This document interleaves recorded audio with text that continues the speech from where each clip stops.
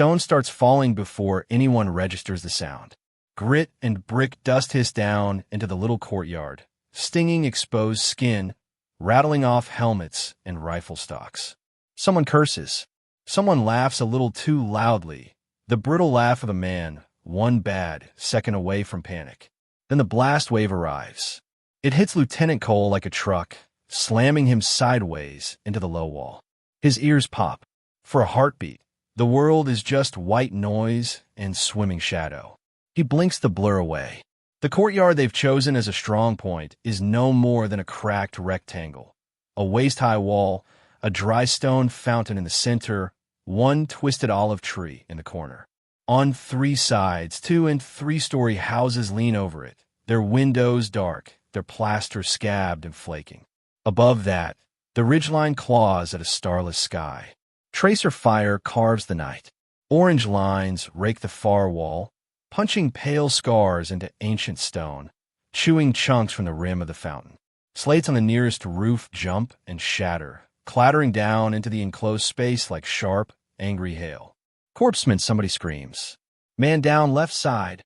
Doc Ortiz is already moving, sliding across broken stone on his knees, med pack banging his back.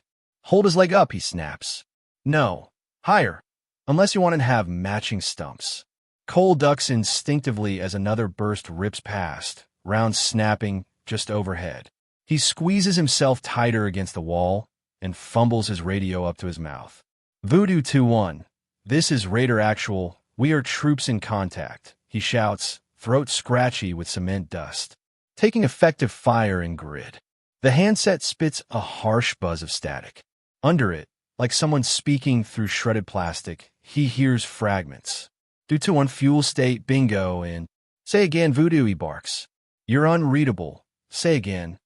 Nothing but the high, ugly wail of interference answers him, then a flat hiss. A second mortar hits, closer. The explosion slams into the south wall. Dust and powdered stone explode into the courtyard, turning the air into a choking gray fog.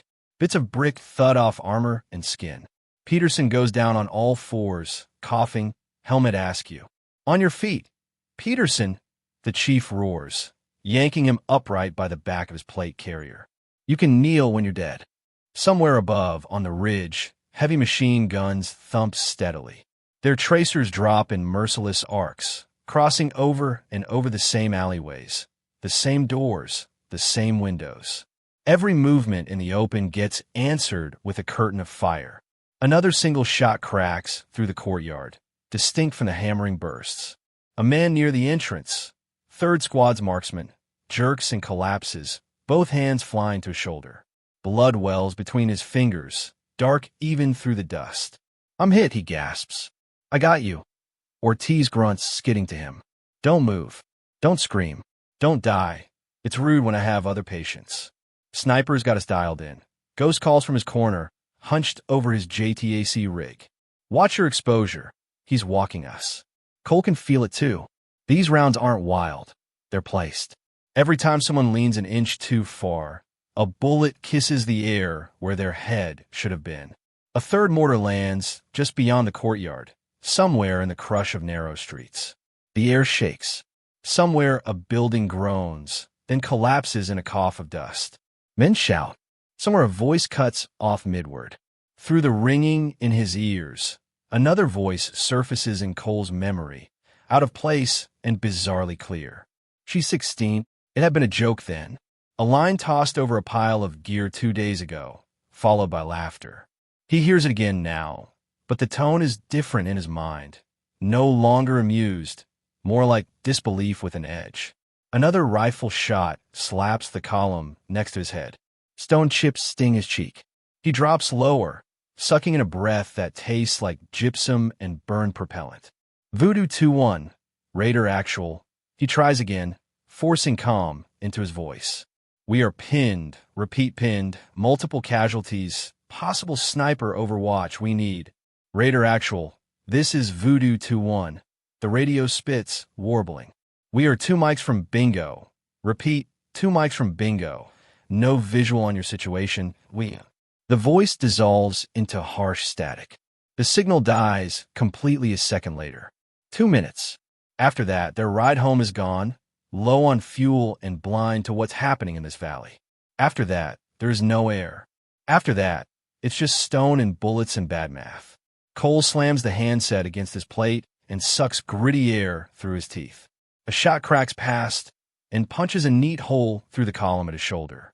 Another hits the same spot an inch lower, shaving the stone away. Sniper's adjusting, Ghost grunts. "He's walking you in, sir. That's not random." "No kidding," Cole mutters. "Mortars are bracketing us. Peterson pants." They're not guessing, either. Somebody had a lot of time with a map before we showed up. Another explosion. Another shower of stone. A body tumbles off the roof overlooking the courtyard, hitting hard enough to bounce. The man doesn't move afterward. No one goes to check. No one has the time. Raider Actual, this is Ghost, the JTAC calls. Long range is fried. Whole band's jammed. I've got local inter squad, but I might as well be yelling at that bird with a bullhorn. Ow! The chief demands, firing blind over the wall and ducking back as rounds snap into the stone. "We're supposed to own this air." "Jammer on the ridge." Ghost answers through clenched teeth. "Commercial, probably." And we walked right under it. Cole leans his helmet back against the wall and closes his eyes for half a second. They're in a bowl, village at the bottom, cliffs on 3 sides. The one side that isn't sheer is the route they used to climb up here. The path they came in on is now dotted with impact craters and smoke. Heavy guns own every lane. Mortars own the rest. A kill box. "Sir," someone yells from near the fountain. "I've got movement on the balcony. 3 o'clock. He's on our extract route." Cole risks a glance. On a second-floor balcony overlooking the only alley that still offers a way out of the village, an enemy gunner swings a machine gun into place.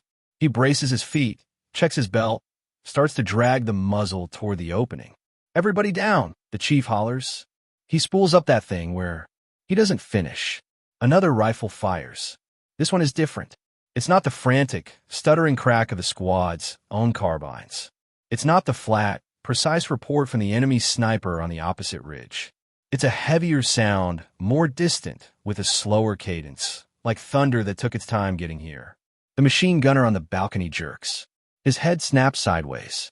He lets go of the weapon and tumbles over the railing, dropping out of sight. The big gun slams against the parapet and points uselessly into the sky. For a heartbeat, everyone inside the courtyard freezes. "What the?" Peterson blurts. "Who shot him?" "Not me," groans their wounded marksman, still cradling his useless shoulder. Guns down. A second heavy shot follows, rolling down from somewhere high and invisible. On the bare rock above the village, a man sprinting with a rocket tube across his back stumbles mid-stride. He takes another step, then collapses, the tube skidding away from his fingers. The imminent arc of fire that would have turned their courtyard into a crater never happens. Ortiz looks up from the tourniquet he's cranking on someone's thigh, eyes wide. "Somebody tell me that's ours," he pants. "Please tell me that's ours." Cole twists, squinting past the shattered rim of the wall into the burn of floodlights and muzzle flicker. He traces the path of that last shot backward, from the falling RPG gunner to the slope behind him, up past the low ridgeline where the enemy sniper nest sits in shadow. Beyond that, higher still, a tiny wink of light catches his eye. Then it's gone. "It's coming from above them," he says aloud, hardly believing it.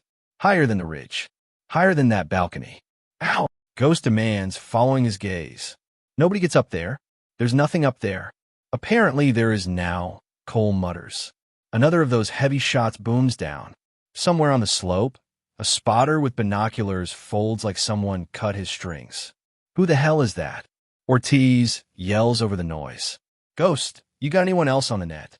"Negative," Ghost says. "It's just us. And whoever that is." He makes a quick choice and leans into his mic anyway. "Unidentified, friendly high shooter, this is Ghost." He barks into the valley. "If you can hear me, we love you. Don't stop. I say again, don't stop." His headset fizzles and pops. "Raider Actual, this is Voodoo to 1. The pilot's voice comes back, clearer now that the jammer's momentarily dipped on its sweep. We are one mic from bingo. We need to go/no-go. We have no clear picture, The signal shreds again. The hum of the jammer vibrates right through the stone. Up on the cliff, the shooter only catches pieces. 1 minute. Aboard. Jammer. That's enough. 1 minute until the sky leaves. 1 minute until the valley is just rock and blood and the slow, methodical work of men who've built this trap like a craft. She lies belly down on a ledge no wider than a kitchen table, chest pressed to cold stone. Her rifle stretches out in front of her, bipod feet jammed into a crack. Dust from a previous near-miss drifts off the ledge edge and disappears into the dark. The first mortar that hit near her tried to knock her off. It cracked a chunk out of the cliff face 10 meters away, showering her in sharp chips. One rock clipped her helmet hard enough to ring her bell. Another glanced off the scope tube with a sharp, hollow sound. For a terrifying half-second, the ledge had trembled under her like a living thing. She'd clung there anyway, fingers digging into stone, right hand never leaving the rifle grip. Her heart had kicked harder throat. She'd swallowed it back down and put her eye to the glass again. From up here, the valley looks different. The village below is a cluster of illuminated boxes, corridors of light and shadow. The courtyard where the platoon is pinned glows with muzzle flashes and burning debris. Beyond the village, on the higher slope, the relay dome bulges from the rock, the thin spines of antennae above it silhouetted against the faint sky glow. Behind the dome, she can see what the intel imagery didn't. A flat concrete yard, a few vehicles, a makeshift stage of sorts, banners, a camera on a tripod. A hooded figure kneels near the center, flanked by 2 armed men. Just seeing that arrangement kicks something old awake inside her. Another place, another village, another camera, different faces, same hungry smiles. Her finger rests along the trigger guard. Her left hand cups the stock just in front of the magazine well, thumb pressed along the groove she's worn there through years of shooting. Her breathing is slow. In, out, in, out. The way the old man in her memory taught her in a different valley with different men in the yard. Below, men she's only known for 2 days are running out of time and ammunition. The pilot's voice ghosts in her ear again, breaking through the interference just enough for her to catch the shape of the ultimatum. 1 minute. She swings the rifle slightly, putting the crosshairs over the hooded figure behind the relay dome. She could take that shot, kill the hostage, kill the symbol, deny the enemy their spectacle. The idea tastes like bile. She leaves the crosshairs there for only a fraction of a breath, then drags them away, along the edge of the dome, up the slope, toward a thin metal mast bristling with small dishes. The jammer. It pulses in her bones like a second heartbeat. She marks in her mind, then shifts again. Down in the village, the courtyard swims into view. Cole's helmeted head is just visible behind the chunk column. Ortiz crouches over a casualty, his movements clipped, efficient. Peterson is firing short, controlled bursts over the wall, ducking between each. Another mortar lands. Dust blooms. She can't watch them directly for long. The range is long, the angle weird, and her scope is partially spiderweb for where the rock hit it. Anything not in the clear middle of the glass is distorted. So she works the problem the only way she knows how. She prioritizes. First, the sniper who has the platoon bracketed. He's up in a recessed balcony, mostly hidden by shadow. She finds him not by the glint of his optic, but by behavior, steady, patient movements, the way he never wastes rounds. She tracks him through 3 shots, mapping his rhythm. On the 4th, when he's settled and exhaled and is about to press his trigger, she presses hers first. Her round hits him center chest. In the scope, she sees him jerk backward in surprise, hand flailing, rifle slipping from the parapet. His spotter lunges, more instinct than tactic, grabbing for him. She moves the crosshairs a few inches and fires again. The spotter slams hard into the wall, slides down, leaves a smear, then drops out of sight. She chambers the next round on muscle memory. The bowl handle is smooth under her fingers. Down below, the change is immediate.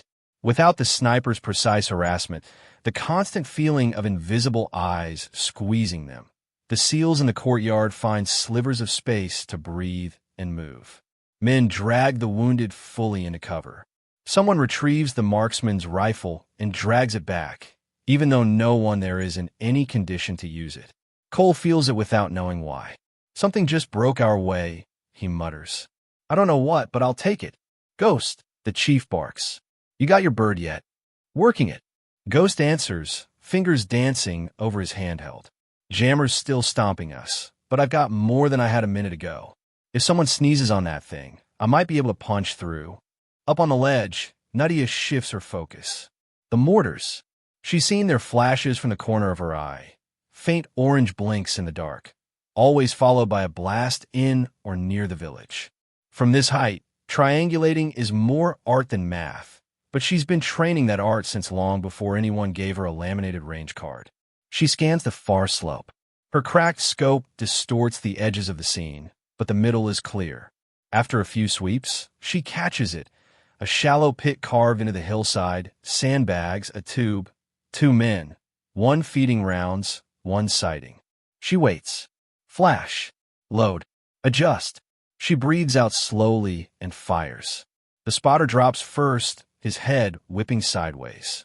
The gunner jerks, startled, half rising. He has time to look confused. Then her second round finds him too. The mortar falls silent. A ragged cheer goes up from somewhere in the village. Mortars are off us. Ortiz shouts, not daring to look up to see who did it. Whoever our friend is, I hope we're sending them a fruit basket. Add anonymous guardian angel to the roster, Peterson says, half hysterical. Cole doesn't believe in guardian angels. He believes in training and bad luck, and people making ugly choices under pressure. But he looks up anyway, searching the ridges, and once again he thinks he sees a tiny flicker far higher than anyone should be.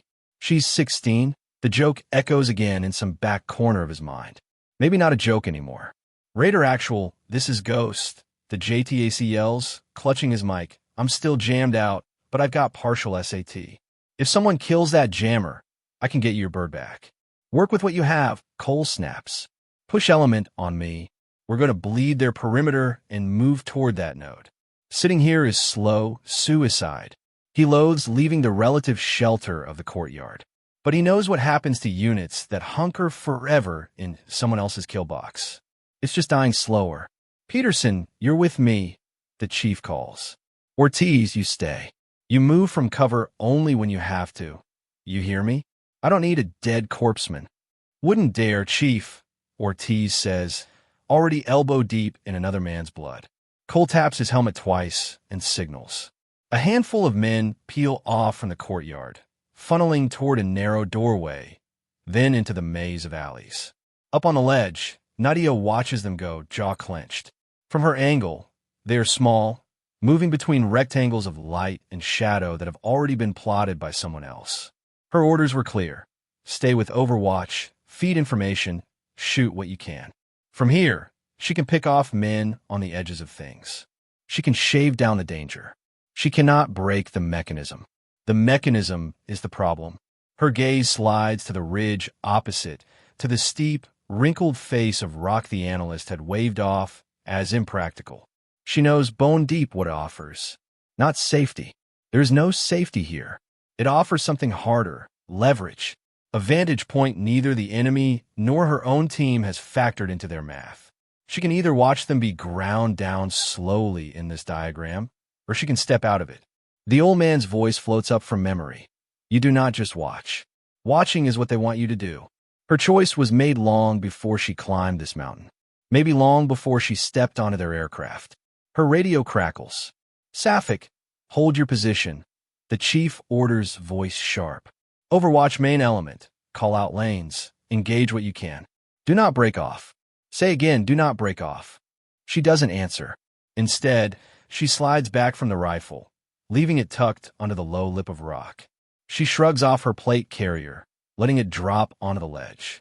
It lands with a low thud, heavy. She hesitates only a second, then pulls the side plates free and stacks them neatly. They'll be dead weight up there.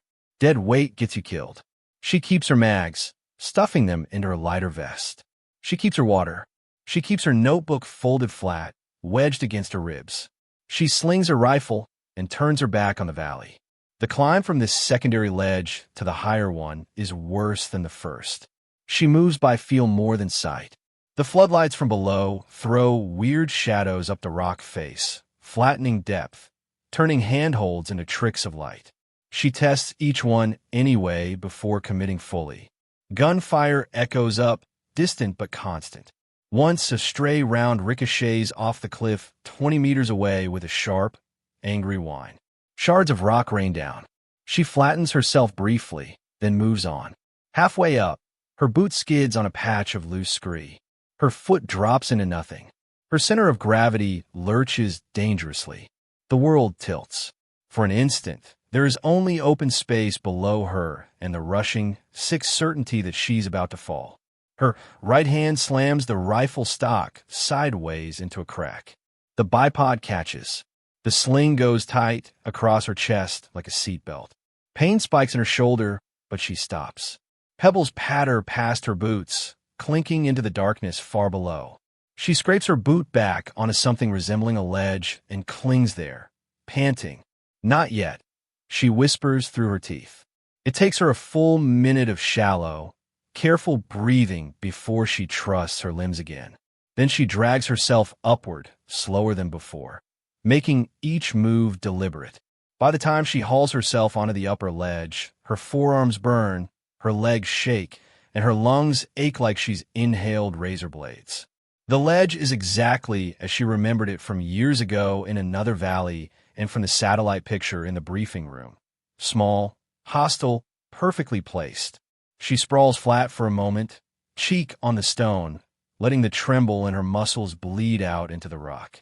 The wind scours her back, carrying fine dust and the smell of explosives. Below, the valley roars on, indifferent to what she just did to reach this spot. She rolls on her stomach, unslings the rifle, and sets it up again, more carefully this time. Bipod dug in, stock nestling into her shoulder, cheek planted in the familiar groove on the wrapped comb. The scope's crack looks worse in this light, a thin line of white across the glass. She adjusts her eye position to avoid it, narrowing her usable field of view, trading quantity for quality. The village is smaller from here. The lines of fire are clearer. The relay yard behind the dome is fully exposed now. She sees the jammer tower clearly at last. Metal frame, bundle of cables, dish cluster. The metal box at its base sits like a heart. She also sees the hooded figure more clearly. Even from this distance, the kneeling shape is unmistakably wearing a cut of uniform like Cole's. The outline of the vest, the way the sleeves sit. One of theirs, or someone dressed to look like it. Two fighters flank the hooded person, rifles on slings, scanning the ridge and valley with lazy arrogance. Another man, slightly better dressed, checks a camera on a tripod, then peers at his watch. The enemy's goal slots fully into place in Nadia's mind. Not just hold the node. Not just kill intruders. Capture, stage, broadcast, steal a voice, a face, and whatever codes or gear they can, and turn it all into leverage. Her stomach turns, but her hands don't. She doesn't look at the hooded figure for more than a heartbeat. If she has to shoot that person later, she'll do it when she must, not before. For now, the order of things is clear inside her head. Kill the eyes. Kill the brain. Kill the voice. Kill the box. She has no idea how many rounds she has exactly. She lost track during the climb. Enough. Not enough. She works as if every shot is her last. The rest of the nights, killing happens faster than the climb that made it possible. From Cole's perspective, down in the streets, it feels like the valley itself starts to turn. The pressure that has been pressing them down begins to ease and flickers. A machine gun that had them pinned across one alley falls silent. A mortar that had been walking rounds toward their fallback position stops after two sudden booms on the far slope. A squad of fighters trying to regroup behind a wall loses its leader mid-gesture. The rest mill, confused. Every time someone on the enemy side looks like he knows what he's doing, radio in hand, arm raised to give orders, eyes on the bigger picture, he jerks and falls. Whoever that is up there, the chief pants between bursts of his rifle. I take back every babysitting joke I ever made. You made most of them, Peterson says, sweating, so that's gonna take a while. Shut up and shoot, the chief growls. On the upper ledge, Nadia doesn't hear them. Her world is wind and gravity and muscle memory. She finds the jammer's box again, marks it, then forces herself to be patient. Not yet. Not while that RPG team is still intact near the edge of the yard. One rocket in the right place, and half of Cole's push element will be scattered across stone. She kills them first. 2 rounds. 2 bodies falling. The enemy notices the pattern. She sees it in the way heads start snapping upward more often, eyes scanning the cliffs as if they can feel someone looking back down. A set of officers huddling near the relay dome break apart and start yelling. One gestures sharply toward a side spur of rock. Minutes later, a small team of climbers breaks off from the main fight and starts up toward her ledge from another angle, hugging the rock as they go. Smart. Too smart. She spots them late, when they're already halfway up. Tiny figures flattened against the stone, moving with the cautious urgency of men who know a fall is as deadly as a bullet. She can't ignore them. If they reach close range, her rifle becomes more liability than help. But if she spends too many rounds on them, the larger structure of the enemy's plan persists. She compromises. She scans above them, finds a big slab of rock that juts out over their path, held in place by less than it looks. She takes the shot. The bullet cracks the stone's anchor. Gravity does the rest. Rock peels away in a sheet, bringing with it a cascade of smaller pieces. The climbing team flattens instinctively, arms over heads. One man loses his grip entirely and drops, bouncing off a ledge and spinning into the dark. The survivors cling where they are, temporarily pinned. Their courage has to wrestle with their survival instinct before they'll move again. She gives them that time and shifts her attention back to the relay yard. Ghost's voice jerks into clarity in her ear for the first time since the climb. Raider Actual, this is Ghost. I've got partial link. If we can get that jammer offline, I can get Voodoo back in the game. I say again, we're one trigger pull away from having an Air Force again. She sights on the metal box at the base of the jammer tower. Through the cracked scope, it glows faintly in the reflected floodlights, a simple shape made important by cables and context. She breathes in, breathes out, gently takes up the slack. The shot punches into the box. Sparks spit out. For a second, nothing happens. Then a thin jet of smoke bursts from the seams, and the hum she's been feeling more than hearing disappears. Ghost flinches as his headset pops, then suddenly, beautifully, fills with a clear, sharp voice. Ghost, this is Voodoo 2-1. We have you loud and clear. Say your status. He laughs once, a loud crack sound. Voodoo, this is Ghost, he says. Status, not dead yet. Targets for you in 3, 2, 1. He rattles off grids, his hands steady even though blood drips slowly from a cut in his hairline. Above the valley, engines roar closer. On the ledge, Nadia keeps working. A man in a slightly nicer uniform, headset snug around his ears, climbs onto a low platform near the relay and starts waving his arms, shouting. Fighters look at him, orient, start to follow his new instructions. He's the tactical brain the ambush still has. She centers the crosshairs on his sternum. This shot is the one that matters most. She sends it. He folds over himself as if bowing to some invisible weight, then slides off the platform and disappears behind a low wall. Chaos takes his place. Enemy fire loses its pattern. Some fighters shoot wildly toward the cliffs, others toward the retreating seals, others into the dark corners of the village where they imagine shapes. At that exact moment, the first explosive from Voodoo's pass strikes the mortar pit. The second tears into the park technical, flipping it onto its side in a blossom of fire. The third walks along the relay fence, shredding antennae and command posts alike. The valley groans under it. Go! Cole shouts, voice hoarse. Back the way we came. Grab who you can, we're leaving. He doesn't look heroic. He looks exhausted, blood-streaked, covered in dust. But he moves, and his men move with him, because anything is better than staying still now that the trap's teeth are snapping blind. They drag wounded. They shove the half-stunned. They fire in short, angry bursts to keep heads down.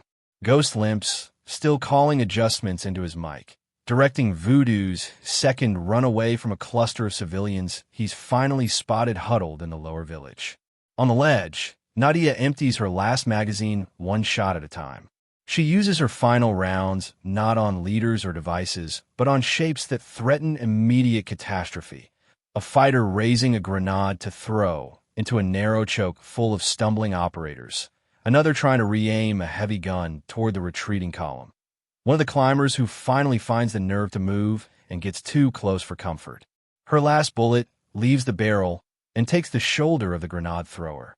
The grenade drops at his own feet, detonating in a white flash that tears him and the two men beside him apart.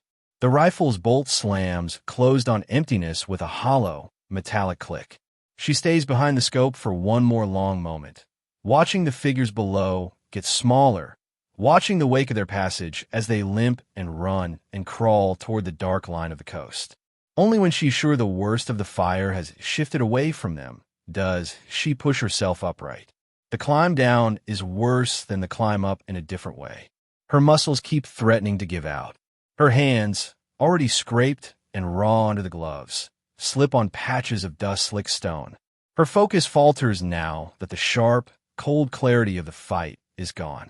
But she doesn't fall. When she finally stumbles into the lower village, the air is full of smoke, and the only gunfire left is sporadic and distant. The seals are gone. Blood, shell casings, and burned places mark where they passed. She follows the memory of their route by instinct, feet finding the same corners, the same alleys. She reaches the goat track and descends toward the sea, joints aching with every step. By the time she reaches the beach, the last boat is just pushing off. "Wait!" someone shouts from the surf. "We got one more." Hands reach out. They haul her in over the gunwale with less grace than urgency. She lands hard on someone's legs, apologizes, then curls around her rifle as the outboard roars to life. No one says much on that ride back. Men sit hunched, staring at the receding cliff, at their own hands, at the dark water. Ortiz is bent over a man whose face is pale and slack, counting breaths, counting heartbeats. The chief stares at nothing, jaw clenched. Ghost keeps his headphones on until the last possible second, listening to the diminishing chatter overhead. Peterson glances at Nadia once, takes in her scraped knuckles, her dust-caked face, the ripped sleeve of her vest. "You pick a fight with the mountain?" he asks roughly. "It started," she says. "I finished." He huffs out something like a laugh and looks away. Dawn takes its time arriving. At the forward operating base, the survivors line up on stretchers and ammo cans outside the medical tent. Some talk in low voices. Others stare into nothing, lips moving silently as they replay moments that could have gone differently. A few stretchers are cordoned off under tarps, those journeys already over.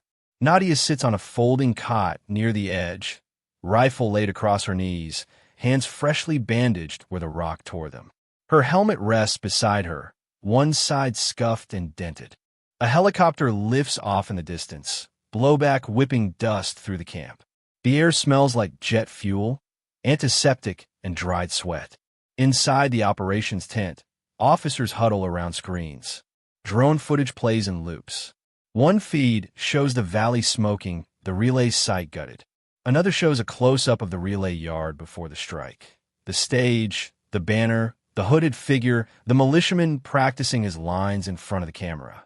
"No doubt about it," an intel officer says. This was more than just a comms node. They were staging for a live execution. "Your guys got there in the dress rehearsal. Picked the wrong night," the senior commander murmurs. He flips to a still image, zooming on a tiny feature halfway up the cliff. The ledge. Magnified further, the flat spot of rock is barely wide enough for a prone person. A blackened scorch mark stains one edge where a near miss hit. A faint smear shows where someone's boots or knees ground dust into the stone. "Any of your men go up there?" the commander asks Cole. "No, sir," Cole says. He showered and changed, but fatigue still hangs off him.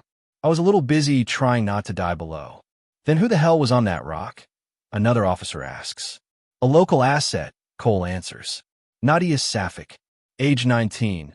The colonel with the folder says without looking up. She told us 16, Ghost cuts in. Doesn't shoot like any 19-year-old I've met either. 16, the colonel repeats, grimacing. That's complicated. Sir, the chief says, voice flat. With respect, complicated was that valley. She's the reason any of us are in this tent. Cole nods. She broke orders, climbed where everyone said was impossible, destroyed their sniper, mortars, RPG support, jammer, and at least one of their on-site commanders. That's a solid night's work for anyone. And how many of your men died? The colonel asks quietly. Cole doesn't look away. More than I want. Less than we'd have buried without her. The senior commander listens in silence, then sighs. Officially, he says, this goes down as successful interdiction of an enemy relay and disruption of a high-profile propaganda operation accomplished by Raider Platoon with support from one local reconnaissance scout. That scout's age? The colonel asks. Will remain what it says on paper, the commander replies. 19. We're not putting in writing that a 16-year-old saved the day. Not because she didn't, but because the people who read these reports don't understand what this war looks like. He snaps the folder shut. But inside this room, he adds, we know exactly what happened. Make sure your people do too. He gestures toward the flap. Go talk to her, he tells Cole. Then get some rest. You're no good to anyone if you fall over. Outside, the light has gone from gray to gold. The base is waking properly now. Vehicles moving, generators humming, new tasks starting. Nadia still sits on the cot, rifle in her lap. She's cleaned most of the dust from it. The crack in the scope remains, a thin white line through the glass, a scar that won't buff out. Cole stops in front of her. How's the shoulder? He asks, nodding at the bruise, already darkening under the edge of her collar where the sling bit in during the climb. Hurts, she says. Not broken. He lets out a breath that might be a laugh. You disobeyed me, he says. Yes, sir. You left your assigned position. Yes, sir. You climbed into a place no one had eyes on, under fire, with partial gear, and if you'd fallen, no one would even have known where to look for your body. She looks up at him, gaze steady. Yes, sir. He studies her for a moment, then nods slowly. And because you did all that, he goes on, most of my men came home. She doesn't answer. He reaches into his pocket and pulls out a small patch. Worn, Velcro-backed, the platoon's insignia embroidered on it in dark thread. The chief wanted to give you this himself, Cole says. Ortiz told him if he got out of bed again, he'd staple him to it. So I'm here instead. He puts the patch in her hand. Officially, he says, you're a line item. Local scout provided useful overwatch. Unofficially, you're the reason a bunch of Americans and one very stubborn JDAC are alive to be grumpy about regulations. Nadia looks down at the patch. For a second, her thumb traces the stitching. They joked, she says quietly. When I arrived, about my age. I remember, Cole says. She's 16, like it was the funniest thing they'd heard all week. He shakes his head. They're still saying it, he adds. But now it sounds different. She's 16, like they can't quite believe someone that young does what you do. I didn't want to, she says. Not at first. I know, he says. She stares at the dirt between her boots. In my village, she says slowly, they came with cameras. They lined people up. They read words off paper. The old man took me up a ridge so I would not see everything close. He gave me a rifle so I would not just watch. And you didn't shoot, Cole guesses. He did, she says. Once. They saw. Later they came back and burned the house. After that, nobody could pretend it was not our war. She closes her fingers around the patch, fist tightening until the knuckles go white. This time, she says, I did not want to watch again. Cole doesn't tell her she did the right thing. She knows that. She also knows the cost. Courage doesn't care about birthdays, he says instead. Neither does trauma. You were in that valley long before we landed. We just happened to show up for the part where someone fought back. He straightens. Command's going to keep your age what it is on paper, he tells her. They're going to pretend this was all tidier than it was. But we'll know. The guys will know. And if you ever need a team that won't laugh when you talk about impossible rocks again, you find our flag. He taps the patch in her fist. That's your receipt, he says.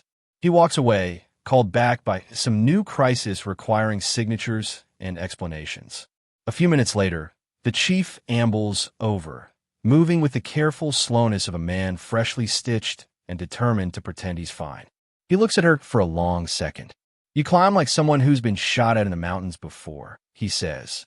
"I have," she replies. He nods once, accepting that. "Back on the strip," he says, "I heard someone ask if she's 16, and I laughed. I figured you'd slow us down. That on this trip, you'd be the one we carried." He snorts softly.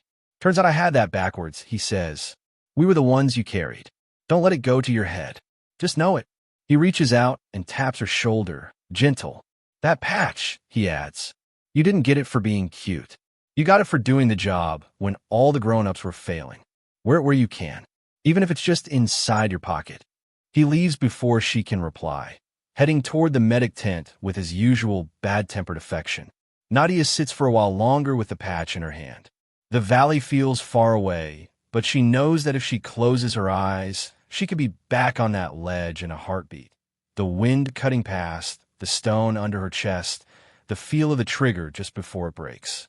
She slips the patch into an inner pocket of her vest. The fabric bulges slightly, a small, solid reminder. Later, when the analysts sit her down and ask for ranges and angles and sequences, she gives them what they need and not more. She talks about wind shifts and how the flash on a mortar pit gave it away. She does not talk about the old man's voice in her head or the moment she almost fell into the dark. When they're done, she steps outside again. The sun is higher now. The bass hums. Someone has put a coffee pot on. Ortiz is arguing with a nurse about getting back to work. Ghost sits on an ammo crate, headset around his neck, staring at the sky like he can still see the valley from here. Peterson walks past, arm in a sling, pauses, then backs up a step. "Hey," he says, suddenly awkward. You did good." "I did what I had to," she says. "Yeah," he says. "That's what good is out here." He shuffles his feet, then nods at her vest. "Still 16?" he asks, but this time there's no mockery in it. Only something closer to respect and a little fear. "Today," she answers. He shakes his head, mutters something about kids these days, and wanders off. She watches him go, then looks past the wire, past the runway, to where the cliffs drop into the ocean. In some enemy operations room, men are probably watching their own footage of last night, trying to understand how their perfect plan unraveled. They'll look at the wrecked relay, the dead men, the broken jammer, and the scattered firing lanes, and they'll know someone was above them that they never accounted for. A ghost on the manifest. Back in the valley, the ledge waits on the cliff, scarred and empty. Drone footage will show it, but most people who see that clip will focus on the smoke in the village, the crater where the dome used to be. The ledge will be just a smudge on the edge of the frame. The answers to all the questions. Who is this unseen sniper? How did she get there? How old was she? Stay tucked into the lives of the few people who were close enough to matter. "She's 16, someone had said, once as a joke. After the valley, the same words mean something else. She's 16, and she's the reason they're still around to say it.